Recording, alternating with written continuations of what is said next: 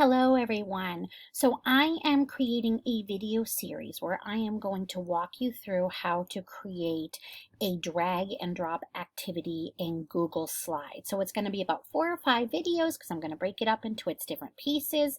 And this first video is an overview and an introduction and how to get yourself organized in order to be able to do this, because you're going to have a lot of moving pieces, literally.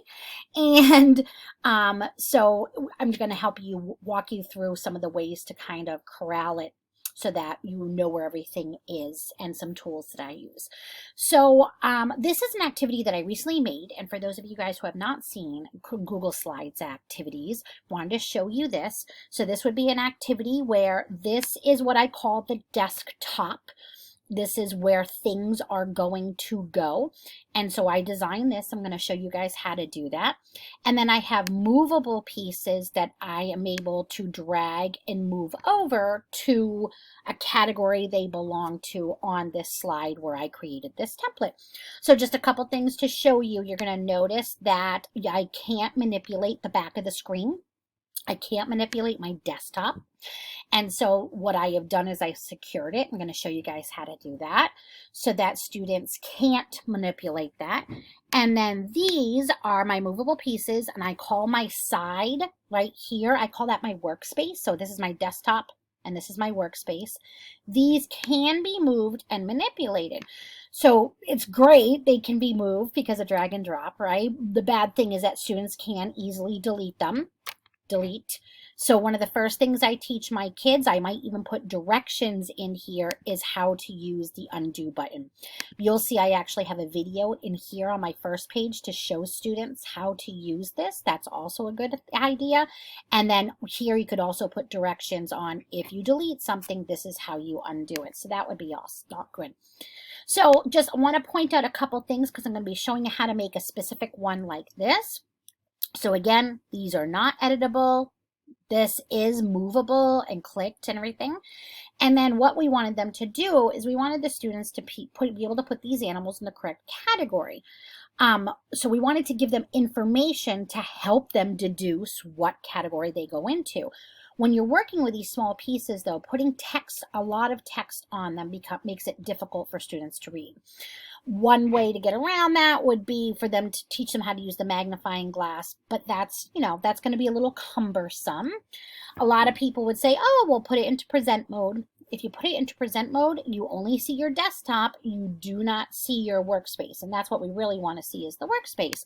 So I had somebody suggest to me, and it was a great idea, that we hyperlink it. So when the students want to learn more about Coyote, they click here, slide 13, and down here I have an information slide. Again, it cannot be manipulated by students, so they're able, I've got the same picture, the title, but then I have more information about them. And then I also created this home button where they can click and go back to the original screen. So I kept all the information in one slide deck. Slide deck meaning multiple slides. You could have a slide deck in Nearpod, you could have a slide deck in Google Slides, a slide deck in PowerPoint. So you're going to hear me use the word slide deck a lot. And so they're able to toggle back and forth. And I watched a teacher use it the other day, and it was actually pretty seamless. And the kids didn't feel like things were unorganized. They were able to like click. Oh, this is what a coyote eats. Okay, they're tertiary. And then click, go back, and drag it in. So that is what we're going to be creating. So give you an overview. To make something like this, okay, this is my student version. This is what I would send out in Google Classroom. And I'm going to show you how to send it out properly in Google Classroom so the kids can use it. In order to make this, I'm actually going to make 3 different slide decks. So the first slide deck I'm going to make is to design these movable pieces. So slide deck number 1 is again is going to be my movable pieces, the design of them. So I'm going to make them all in one slide deck, and then we download them as pictures. So that's slide deck number 1. Slide deck number 2 is going to be basically this entire activity, but it's the teacher template. So I've put things in, I've moved, I've manipulated, they can be deleted, they can be moved, and that's the one we don't want to give to students, because if they can delete the words, then we've defeated the purpose of doing that. So the teacher template is the one where I design. And then we're going to make a third slide deck. That will be the student slide deck. This will be the thing where things are locked in, things are hyperlinked. It's exactly what you want for them to be able to manipulate. So there we go. Slide deck 1, movable pieces. Slide deck 2, teacher template. And slide deck 3, student template. So I'm just want to show you 2 more things quickly before we move to our second video, which is going to be creating the movable pieces. What I like to do when I start this, I know in my head that there's going to be a lot of things. There's going to be 3 different slide decks. There's going to be, when I download all those pieces that I've designed to put in as movable pieces, I'm going to want to store them in my Google Drive. So I'm going to be having a lot of pieces, and as you guys know, down here in your drive gets a little crazy. So I start by creating a folder. So I go ahead and the first thing I do is create a folder, and I pick the title that I am going to be using for every single thing I create, so that it's easier to search for them and they're organized together. So I'm a social studies person, so I am going to show you a checks and balances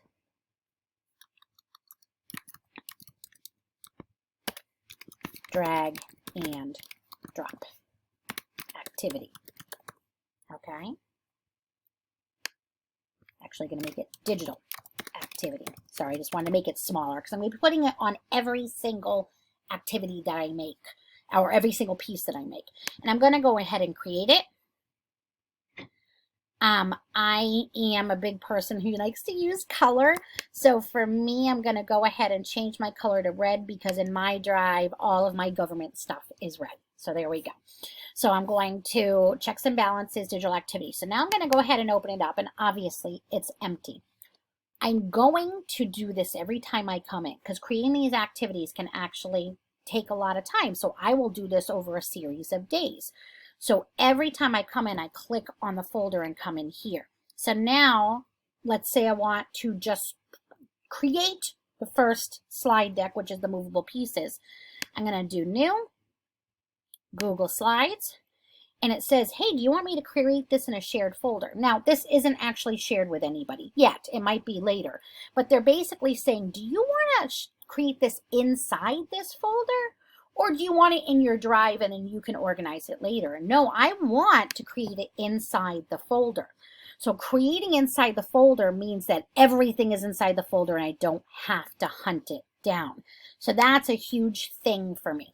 So then I would go ahead and I'm going to do my title. My title is always going to start with the same information. Checks and balances, digital activity, movable pieces. Sometimes I like to put this at the front, movable pieces, dash checks and balances, because when they're all organized together, they're all named checks and balances, checks and balances, checks and balances. So sometimes I have to, the title is so long, they all look like they have the same title. So you could do that too, movable pieces, dash checks and balances, digital activity. But by naming them each with the same base name, the root name of checks and balances, digital activity, again, it makes it easier for me to sort through everything. So while I'm in here, I just want to show you a tool that that I personally use. I'm not going to use it in this video, but I just wanted to show you. So you're going to be downloading slides as images. And if anybody's ever done that, you know that, like, if you have a bunch of slides in here, you have to do File, Download, you choose JPEG or PNG. I'm going to do PNG. That's what I prefer. And then you have to download each slide as a picture. So you do this 20 times, 25 times, 10 times. So I have invested, there is an add-on called Slides Toolbox. There is free content in Slides Toolbox, so you might want to try or download it and try it. I have the premium version. It costs me $30 a year. I'm gonna move my head. It costs me $30 a year. For me, it's worth it. I make so many of these activities. It saves so much time for me. $30 is totally worth the time that it saves. If you're only going to make a couple of these activities, the $30 might not be worth it for you. But I would download the free one and see if you would like to use, these tools are important and you would like to use them. What I mean by saving time is they allow me to batch tasks. And by batch tasks, I mean do a whole bunch of similar things all together.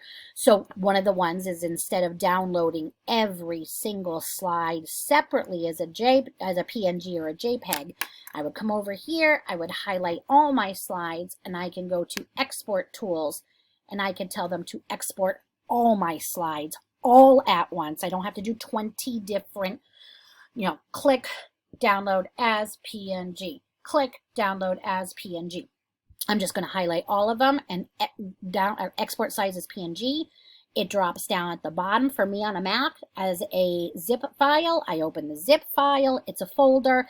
And then I take that folder and bring it into my checks and balances digital activity folder that I made in Google Drive, so everything's all organized. So that's one of my favorite reasons for using this. I also love the arrangement tools. So like when I made these, if I want to get them lined up, I can sit here and I can toggle them until they're perfect.